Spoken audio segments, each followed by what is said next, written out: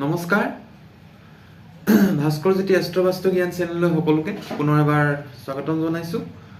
আজি মই এটা আপোনালোকৰ ওচৰলৈ এটা বিশেষ ধৰণৰ পুনৰ কণ্টেণ্ট লৈ আহিছোঁ। এই কণ্টেণ্টটো মই সকলোৰে বাবে দৰকাৰী বা গ্ৰহণযোগ্য সেই বুলি ভাবিয়ে মই এইটো আজি আপোনালোকৰ ওচৰলৈ আনিছোঁ। আৰু এইটো গঢ়ৰ অৱস্থান লৈ কিনিয়ে মই এইটো কণ্টেণ্ট মোৰ সভাসাংখ্যিকসকলৰ কাৰণে বনাব লৈছোঁ। তাৰমানে কোন গ্ৰহত এতিয়া বৰ্তমান কোনটো ৰাশিত বহি আছে এই বিষয়ে সম্যক ধাৰণা এটা সকলোৰে যদি থাকে তেতিয়া নিশ্চয় বহুত সাৱধান অৱলম্বন কৰিব পাৰিব। আহিবলগীয়া 2025 বৰ্ষত প্ৰত্যেক ৰাশিৰ মই কেনেকৈ যাব তাৰ ওপৰত কণ্টেণ্ট বনাম। আহিবলগীয়া দিনত সম্ভৱত ডিচেম্বৰ শেষ সপ্তাহতো পাব পাৰে বা তাতকৈ আগতেও পাব পাৰে বা জানুৱাৰী প্ৰথম 10 দিনমানৰ ভিতৰতো পাব পাৰে। আহিবলগীয়া সময়ত সকলোৱে এয়া চাব পাৰিব। মই আজি আপোনালোকক এই নৱগ্ৰহকেইটা কোন কোন ৰাশিত বহি কাক কি ফল দি আছে এনেই এটা থুলমূল আভাস দিব বিচাৰিছোঁ। বৰ্তমান সময়ত শনি গ্ৰহ কুম্ভ ৰাশিত বহি আছে। কুম্ভ ৰাশি তেওঁৰ খুব ভাল ৰাশি, মূল ত্ৰিকোণ ৰাশি হয়। শনি গ্ৰহৰ যিহেতু দুটা ৰাশি আছে, মকৰ আৰু কুম্ভ। মকৰটো নিজৰ ৰাশি, কুম্ভটো নিজৰ ৰাশি, কিন্তু কুম্ভ ৰাশিটোত শনি গ্ৰহে থাকি বহুত ভাল পায়। বৰ্তমান শনি গ্ৰহে কুম্ভ ৰাশিত থাকি খুব ভাল ফল দি আছে। বক্ৰীৰ পৰা মাৰ্গী হ'ল, বৰ্তমান মাৰ্গী খুব সুন্দৰ গতিত চলি আছে। কিন্তু শনি গ্ৰহৰ কেইটামান গ্ৰহৰ লগত 6-8 সম্বন্ধত আছে। 6-8 সম্বন্ধত থাকিলে বিশ্বব্যাপী যুদ্ধ, দুৰ্ঘটনা, হত্যা, হিংসা, অগ্নিভয়, বহুত ধৰণৰ বেয়া আপোনাৰ হৈ থাকে, প্ৰতিবাদ এনেকুৱা হৈ থাকে। শনি গ্ৰহে নিজে ভাল ফল দিবলৈ চেষ্টা কৰিছে, কিন্তু কেইটামান গ্ৰহৰ লগত 6-8 সম্বন্ধত আছে। মংগল গ্ৰহৰ লগত 6-8 সম্বন্ধত আছে, কেতু গ্ৰহৰ লগত 6-8 সম্বন্ধত আছে। সেইকাৰণে মাৰপিট, হত্যা, হিংসা, যুদ্ধ, এনেকুৱা ধৰ্ষণ, নাৰী নিৰ্যাতন এনেকুৱাবোৰ চলি আছে, চোৰ ডকাইত।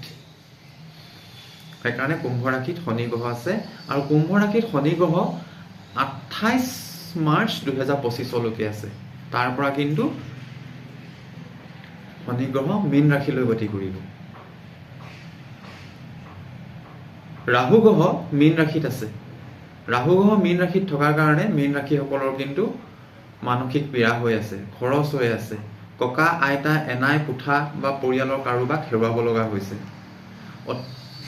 মানসিকভাৱে সম্বন্ধ সম্পৰ্ক বেয়া হৈ আছে মানুহৰ লগত। খৰচটো হৈছেই, নিজৰ স্বাস্থ্যৰ ওপৰতো প্ৰভাৱ পৰিছে। মীন ৰাশি তাতে শনিৰ 4.5ও চলি আছে। খুব এটা ভাল সময় নহয় মীন ৰাশিৰ বাবে। মই প্ৰতিকাৰ কি কৰিলে ভাল হ'ব শেষত ক'ম।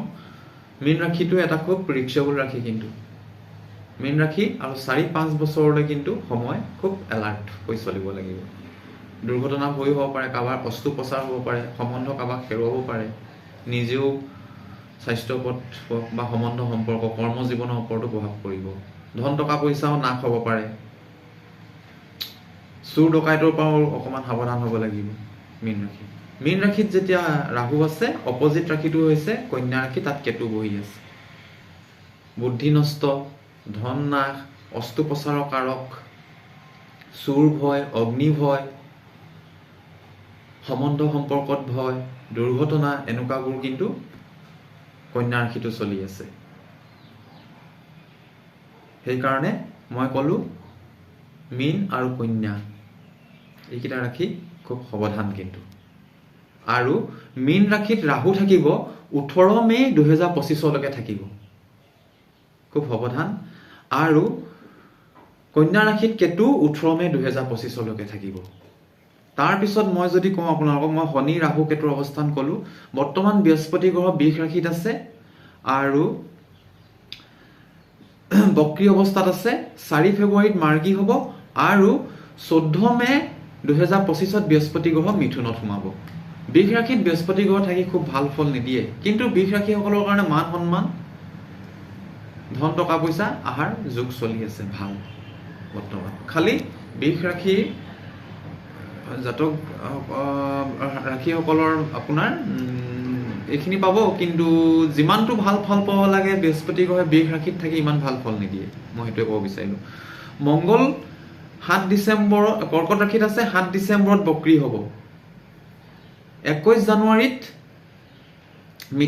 মিথুন ৰাশিত সোমাব 2025ত। 24 ফেব্ৰুৱাৰীত মিথুনত মাৰ্গিক হ'ব 2025। 2025ত 13 এপ্ৰিলত পুনৰ কৰ্কটত প্ৰৱেশ কৰিব আৰু 7 জুন 2025ত সিংহত প্ৰৱেশ কৰিব। তাৰমানে বৰ্তমান মংগল গ্ৰহ কৰ্কট ৰাশিত আছে। কৰ্কট ৰাশিসকলৰ অস্থিৰ, অধৈৰ্য, তৰ্ক বিতৰ্ক, অগ্নি ভয়, দুৰ্ঘটনা ভয় কৰ্কট ৰাশিসকলৰ ওপৰতো পৰি আছে, কাৰণ কৰ্কট ৰাশিতো শনিৰ প্ৰভাৱ আছে। মীন ৰাশিত শনিৰ প্ৰভাৱ থকাৰ পিছত মই এতিয়া দেখিলোঁ কৰ্কট ৰাশিত শনিৰ প্ৰভাৱ আছে। বুধটো বৃশ্চিক ৰাশিত আছে। বৰ্তমান বুধ বক্ৰী হৈছে যোৱাকালি 26 নৱেম্বৰত। এতিয়া 16 ডিচেম্বৰত বৃশ্চিক ৰাশিতে মাৰ্গী হ'ব, মানে ভাল পজিশ্যনলৈ আহিব। মাৰ্গী মানে ভাল, আগলৈ চাই গতি কৰে। আৰু বক্ৰী হ'লে মানে কি হয়, ওলোটাকে চাই আগলৈ গতি কৰে, কিন্তু শ্ল' হৈ যায় গ্ৰহটো। 4 জানুৱাৰীত 2025ত ধনু ৰাশিত সোমাব বুধ গ্ৰহ। বৃশ্চিক ৰাশিতো শনিৰ প্ৰভাৱ আছে। কৰ্কট ৰাশিত শনিৰ প্ৰভাৱ, বৃশ্চিক ৰাশিতো শনিৰ প্ৰভাৱ আছে, মীন ৰাশিত শনিৰ প্ৰভাৱ আছে। ৰবি গ্ৰহটো ডিচেম্বৰ 15লৈকে বৃশ্চিক ৰাশিত আছে। তাৰমানে বৃশ্চিক ৰাশিত দুটা গ্ৰহ এতিয়া বহি আছে, বুধ আৰু ৰবি। ৰবিটো ডিচেম্বৰ 15লৈকে থাকিব। তাৰপিছত ধনু ৰাশিত সোমাব ৰবি। ধনু ৰাশিত শুক্ৰ আছে। এই 2 ডিচেম্বৰ যে আহিবলগীয়া 2 ডিচেম্বৰত মকৰত সোমাব আৰু 2024ৰ 28 ডিচেম্বৰলৈকে শুক্ৰ গ্ৰহ মকৰ ৰাশিত থাকিব। তাৰমানে মই আপোনালোকক এটাই ক'ব বিচাৰিছোঁ, বৰ্তমান মীন ৰাশিত শনিৰ প্ৰভাৱ আছে, ৰাহুৰ প্ৰভাৱ আছে, কন্যা ৰাশিত কেতুৰ প্ৰভাৱ আছে, কৰ্কট ৰাশিত শনিৰ প্ৰভাৱ আছে, বৃশ্চিক ৰাশিত শনিৰ প্ৰভাৱ আছে, মকৰ ৰাশিত শনিৰ প্ৰভাৱটো কমাই দিলে। 2017 চনৰ পৰা শনিৰ প্ৰভাৱ আছিলে, এৰি দিছে। 28 মাৰ্চ 2025ত শনিৰ বেয়া প্ৰভাৱ মকৰ ৰাশিৰ পৰা সম্পূৰ্ণ আঁতৰি যাব। বহুত ভাল দিন আহি আছে মকৰ ৰাশি। মই আজি মকৰ ৰাশিটো লাহে লাহে ভাল দিন অহাৰ ইংগিত পাইছোঁ। কুম্ভ ৰাশিতো শনিৰ প্ৰভাৱ আছে। মেঘ ৰাশিত শনিৰ প্ৰভাৱ আছে। 2025ৰ 28 মে'ৰ পিছত কৰ্কট, বৃশ্চিক, মকৰ ৰাশিত শনিৰ প্ৰভাৱটো কমি আহিব, নাইকিয়া হ'ব আৰু লাহে লাহে। তাৰপিছত 2025ৰ 28 মে'ৰ পিছত মেঘ, মীন, কুম্ভ, সিংহ, ধনু, বৃষ ৰাশিত শনিৰ প্ৰভাৱ আহি যাব। কিন্তু ষ্ট্ৰাগল টাইম আৰম্ভ হ'ব। মই আজি আপোনাক এইখিনিয়ে কথা ক'লোঁ। আৰু মই চন্দ্ৰগ্ৰহটো 2.5 দিনৰ মূৰে মূৰে ৰাশি পৰিৱৰ্তন হৈ থাকে। 2.5 দিনৰ মূৰে মূৰে সি ইটোৰ পৰা সিটো, ইটোৰ পৰা সিটো ৰাশি অতিক্ৰম কৰে। তাৰমানে এমাহত চন্দ্ৰগ্ৰহে গোটেই 12টা ৰাশি পৰিভ্ৰমণ কৰে। আৰু মই আপোনালোকক আজি এইকেইটা ৰাশিৰ কথা বৰ্তমান ক'লোঁ। ভিডিঅ'টো বুজি নাপালে বাৰে বাৰে চাওক, সকলোখিনি কথা গম পাব।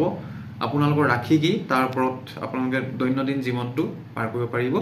হনুমান চালিচা পঢ়িব, হনুমান মন্দিৰ যাব, পিপল বৃক্ষক গৈ পৰিক্ৰমা কৰি বন্তি প্ৰজ্বলন কৰিব মিঠাতেলৰ চাকিৰে, দক্ষিণা দি গণেশ মন্দিৰ দৰ্শন কৰিব, ঘৰত নীতি নিয়ম কৰিব।